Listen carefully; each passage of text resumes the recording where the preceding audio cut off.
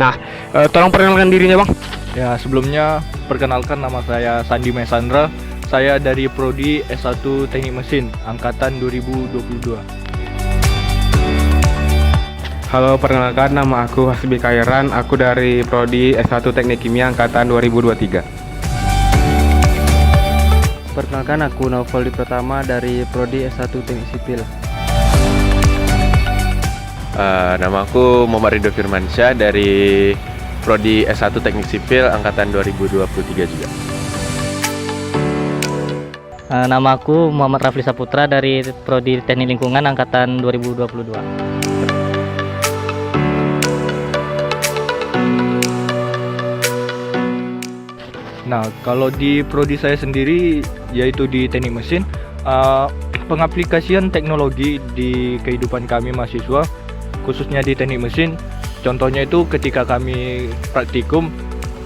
Sekarang tuh alat-alat praktikum sudah lebih maju, sudah banyak yang menggunakan sistem kontrol komputer seperti contohnya CNC, untuk desain juga. Seperti saya juga ada ikut UKM, yaitu unit kegiatan mahasiswa. Di situ kami juga mendesain kendaraan itu menggunakan sistem komputer. Itu bisa seperti software kayak Microsoft Excel, Microsoft Visio, terus ada MATLAB, terus ada juga Aspen HiSys yang berguna untuk membantu mensimulasikan proses industri yang akan kami lakukan. Sebenarnya banyak ya, cuma yang biasa sering kepakai ya yang umum-umum aja kayak ChatGPT, atau kalau kami di kelas tuh biasanya untuk mendesain itu biasanya pakai AutoCAD atau enggak Civil 3D.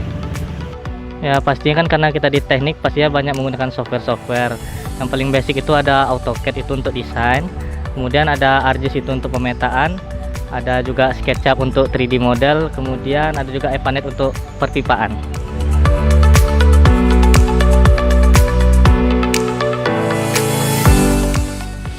Nah, manfaat yang kami rasakannya itu ketika kami mengerjakan tugas itu kami lebih cepat menggali informasi, kemudian kami juga terbantu dalam proses praktikum lebih mudah dan lebih cepat lah, efektif. Tentu setelah kami simulasikan di software, itu kami bisa menghitung lah kira-kira proses ini efisien nggak jika direalisasikan dalam dunia industri. Manfaatnya kalau buat di jurusan kami mungkin Civil 3D atau AutoCAD itu lebih memudahkan dalam perancangan suatu proyek gitu. Yang pertama pastinya kan menambah pengetahuan kita, soalnya kan di sekolah SMA dulu nggak ada pakai software gitu. Terus kemudian kan kemarin angkatan 22 baru KKN nih. Terus di situ tuh berguna banget gitu. Di D1 kita bisa buat peta atau buat desain perencanaan lainnya.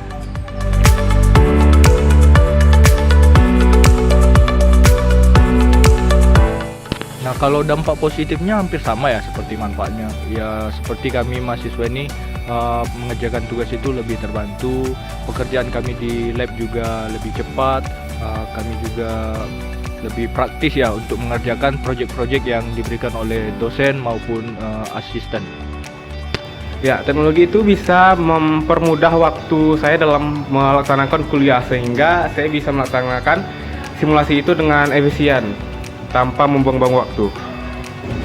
Ya kayak yang tadi, kayak Civil 3D, AutoCAD tuh lebih memudahkan kami untuk merancang lah, seperti bangunan, jalan, jembatan dan sebagainya. Dampak positifnya ya pekerjaannya jadi lebih cepat gitu ya, jadi lebih efektif waktu, apalagi kita engineer ya, calon engineer. Waktu adalah uang ya, jadi lebih hemat waktu, lebih bagus.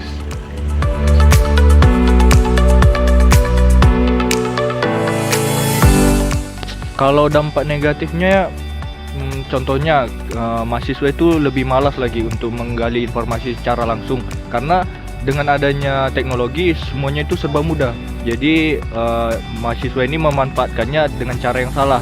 Contohnya ketika mengerjakan laporan, mereka hanya copy paste saja tanpa menggali lebih dalam lagi tentang sumber tersebut. Dampak negatifnya ya kalau ChatGPT jelas ya, kayak kita jadi lebih malas mau mencari tahu, jadi kayak kita jadi mengandalkan ChatGPT itu bukan dari apa kita ilmu kita atau otak kita lah. Jadi agak lebih malas jadi ya. Itu sih. Kalau penggunaan teknologi secara spesifik sih nggak ada, mungkin kayak teknologi-teknologi AI itu sih yang negatif itu kan, soalnya tugas bisa gampang aja tanpa orang belajar gitu.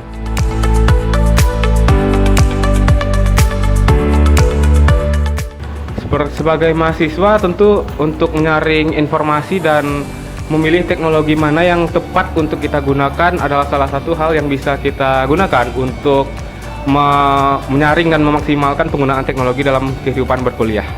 Ya, yang ideal tuh ya janganlah asal copy paste aja, tapi tetap dipelajari. Selagi itu positif ya nggak apa-apa lah ya. Terus kayak jangan terlalu berlebihan atau eksploitasi lah. Ya jadi sebatasnya aja lah nggunain teknologi itu untuk kepentingan masing-masing. Ya yang pastinya penggunaan teknologi itu seharusnya ya selain teknologi untuk membantu saja, bukan 100% untuk mengerjakan tugas kita gitu. Kemudian teknologi itu yang idealnya yang pastinya yang bermanfaat sih, yang nyatanya di masyarakat.